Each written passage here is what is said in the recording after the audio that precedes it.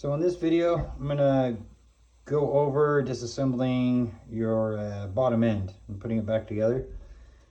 On this particular model, it branches over a few years, 09 to 12, I'm sure, and all that fun stuff. So anyways, let's just go ahead and start tearing it apart.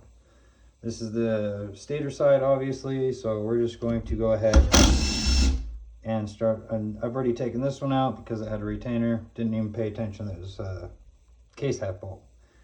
So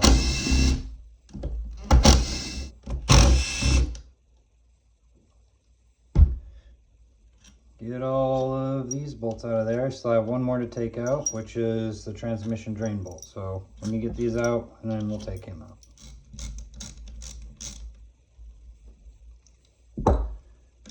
All right, got the transmission drain bolt loose and out, out, out.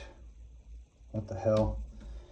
Fucking crush washer is stuck. Sorry about that. Forgot on my hat.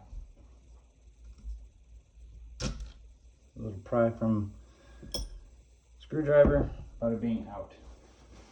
So that's it bolt wise on this side. Now we're going to split it on the opposite side, just because we have a lot more to push off of on this other side. Plus I prefer it this way. Because usually you'll find a damn-it bolt on this side. We call them damn-it bolts because you're trying to split case halves and it won't split until you take the final last bolt out. But I've already gotten this whole side torn apart for simple reason I'm tearing on the top end. You're gonna have to do all this too anyways. Duh. Alright, for splitting case halves, I have seen people set it on its side and tap main shaft, counter shaft, crankshaft with a dead blow hammer, and they split them that way. I would do the same thing too if I had recently torn down the engine. This one I have been on for 1.5 years, so I imagine it's going to put up some resistance. So we're just going to set up a special tool, crankcase splitter, and we're just going to go to one edge, farthest edge we can go to on this side, farthest edge we can go to on this side. And since I have this big ear over here, I don't want to go too far over there, so I can just give it soft taps with a dead blow or a rubber mallet, or very, very light taps with a heavy hammer. So right now we're going to try and keep this as even as possible. So this one will have to be screwed down as far as possible. Has a spacer on it. This one's gonna have to be screwed down a ways. This one's probably gonna just stay right there where it's at. So now after we get all that done, we're gonna go ahead and pull up on this, and we're gonna go as far down as we can with this hand-wise, and maybe we'll get lucky and it'll start splitting like this. And it has started splitting. We've got a hold up on this side and on, I think it's just this side. So we're gonna take this hammer and we're gonna tap very lightly on the back side of where, you know, the end of a bolt goes. And she's not wanting to go. So let's see if we can put a little more on her.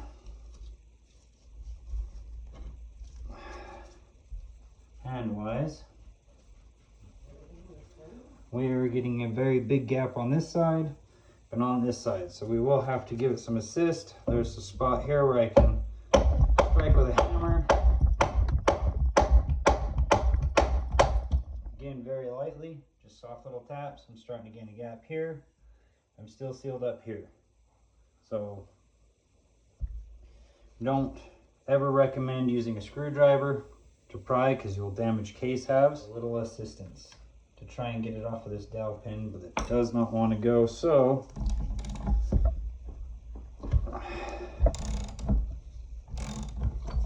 we're gonna go to different holes, try a different setup here. All I'm going to do is move everything to the problem edge.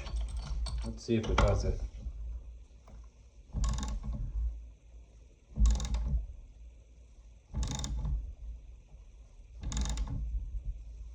Nope. We're going to try an old-fashioned method. A little bit of heat. So, with pressure on it, let's put some heat to the problem area. See if we can't get a little of assistance.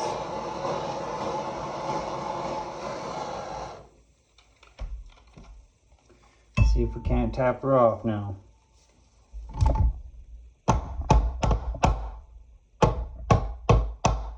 Nope. Don't want to do that anymore. So, that option's out of the bag. Guess we'll have to do the old-fashioned way and just knock her loose. The hammer. And like I said, you don't want to do this without a dead blow or a rubber mallet, but I'm replacing the crankshaft, so I don't care.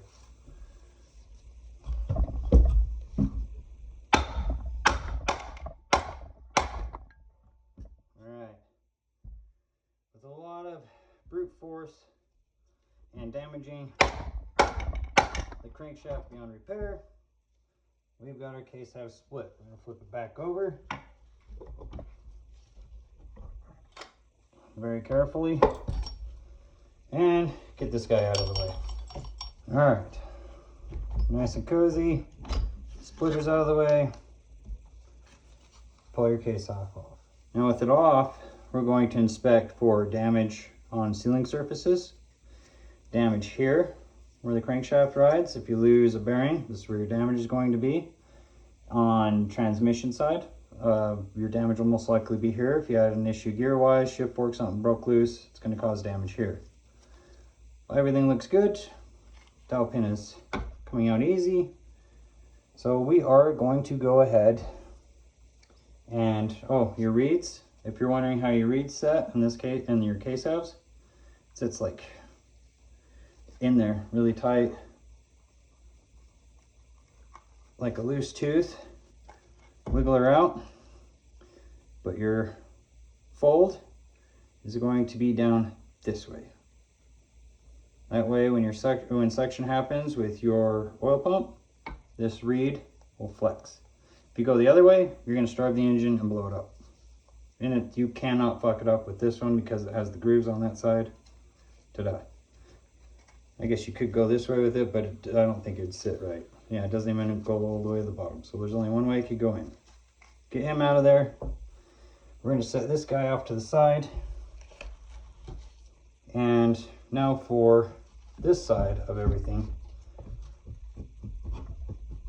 Wiggle the crankshaft out. Oop. We're going to get this guy out of the way because he is kind of interfering with our oil pump here.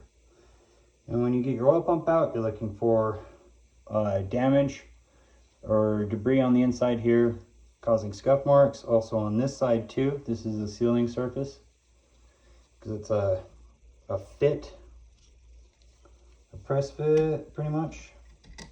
Very intolerant clearances. Do the same thing with this guy. You're going to check this surface, check all of his cogs for damage, check this guy for the same thing. This all looks really good. Thank goodness. And we're just going to put him back together the way he came out and set him off to the side. And now for the fun part. So with these, with your transmission, I usually just pull my shift shafts out and set them off to the side. Move your shift forks out of the way. You can pull your shift drum out, set that off to the side, then you can get your shift forks out. Don't mix them up. These ones are the same, but just in case, don't mix them up. Stack them the way they came out. Same with this one, off to the side, and now you can get your transmission out. This one will probably be a pain. So going from the bottom, pushing up, pulling on the main shaft. Got the main shaft out, but he has a spacer and a thrust washer, so we're going to put him back on immediately. So I'm going to get everything mixed up. so we don't have to resort to our owner's manual on how it goes back together. Do the same thing with this guy. Do the same thing with this guy. And then you have your thrust washer. He goes on right there. And then at this point, you'll be inspecting all your gears on your main shaft. Everything looks really good for me on this side. First gear and second gear is the one I was worried about. First, second, third, fourth, fifth.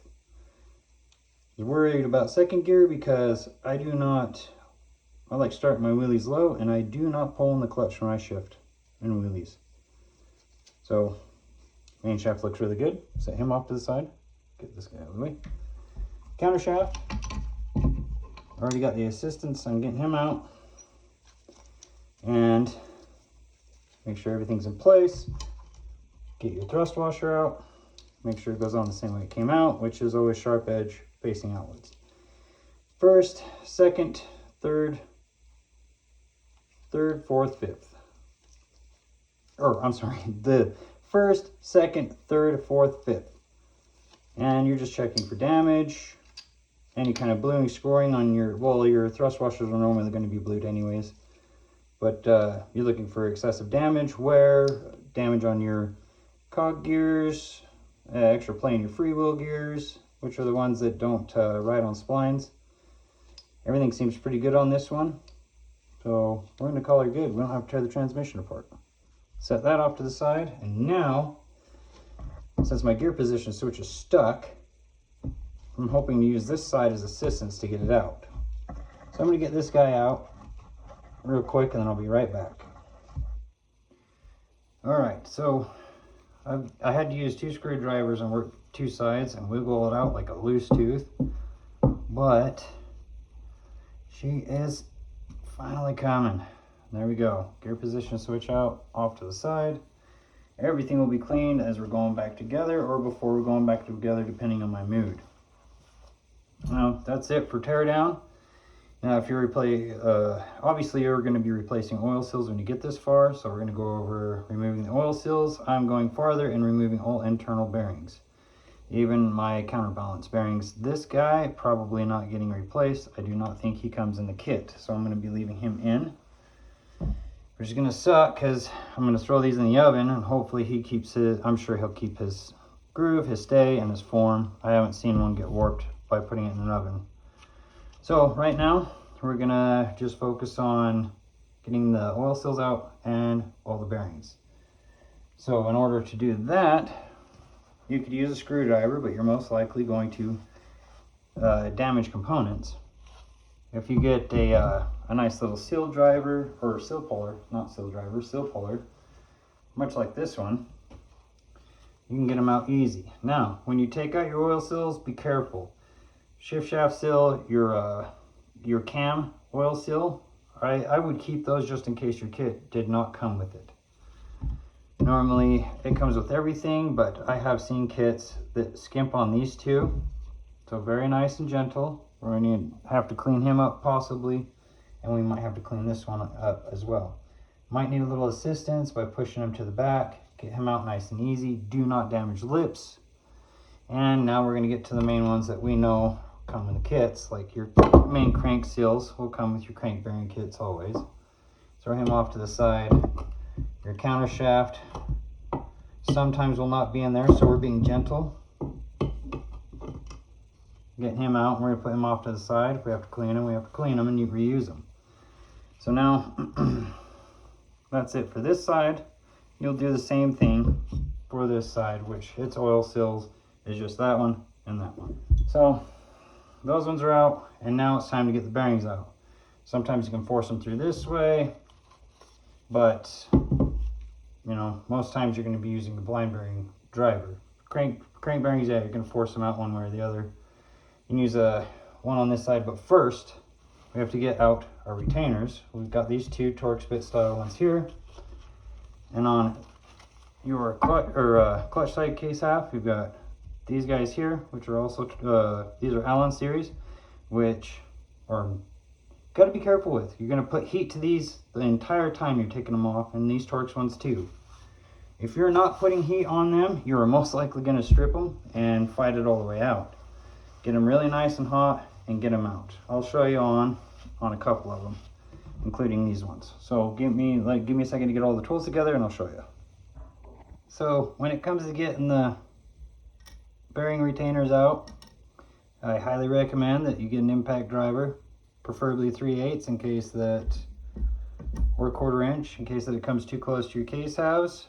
You can just get a longer hex bit, Torx bit, whatever you need to get it out. And before you do that, because a lot of manufacturers and shops will use green Loctite instead of red, and even if there's red Loctite, I'm still going to do the same thing. You just sit here and you bake it for a little while. After cooking it for a long time, then you can go ahead, give it the old twist and smack. Make sure you've got it supported underneath the area where you're smacking so you don't flex, stress, or fracture your case half. And I suppose if you cook it long enough, you could just use a ratchet with a socket, but I would really recommend just getting the impact driver and make it easy. And then once you get it out, you're just going to move on to the rest, which we've already done. And now after that, we're going to go ahead and knock out these bearings. So let me get everything set up and I'll show you how to do that. Right, so we got all the retainers out and stuff. This is the other side case half. I'm using this other side because some of them you have to use a blind bearing puller, and you will need a blind bearing puller to do this. And it just reaches in on the inside and uses this groove to get the back side of the bearings. Set it in there, make sure you get the correct size, don't overextend, all that fun stuff. And blind bearing puller, you're just gonna back up the bottom side. Make sure you stay flat in the bottom. You don't want to go back and have to redo this. And then tighten down, and you're gonna go until you grab the walls behind the bearing, or it squeezes against the bearing, one of the two. And it starts to get tight, and it's gonna stay pretty solid. And at that point, you can take your little slide hammer tool. I really hope I don't smash my phone doing this.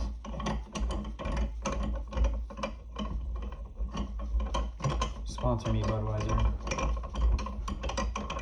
So after it's in there, and you're going to be violent about this, you're going to support it, all that fun stuff, but it should come out in one clean sweep real fast. Don't punch yourself in the face. That'd be funny though. I want to see videos of that. But anyways, that is how you use the blind bearing puller. All the rest of the bearing or other bearings, you can just knock them out from the opposite side, which is what I'm going to do. I'll only need to use a blind bearing puller on this bearing and that bearing. The rest, they come out from the back side. I even took out my my counterbalance shaft bearings. And this one I'm going to be able to knock out from this side too. If you did not get a countershaft bearing kit, they usually do not come in kits, and I would just leave them in. Do not touch them. And that's pretty much it. So we're going to save that one for later. This is just how you knock it out from the back side. Ta-da, easy peasy. This one was a bad idea, trying to knock it out like that. I didn't get very far. I'm going to put heat to it and then drive it out on the outside edges of the lip, since I do not have a blind bearing puller large enough. So, but that's it. And then after that, you're going to clean up gasket surfaces, which I've already done. I just use a razor blade to get the heavy stuff. And then SOS pad, make it nice and clean. And then we're going to take them to a parts washer and clean them up. Or if you're single and do not have a wife or a girlfriend inside the house, you can just throw these in the dishwasher with a tiny bit of dish soap, or sit there in the sink or the scrub brush or whatever. I don't recommend doing that. I'm sure the EPA will come after you or what have you. I mean, if they do, what are they gonna fucking do? Anyways, I'm gonna knock out the rest of the bearings, clean these up, and I'll be back in a little while.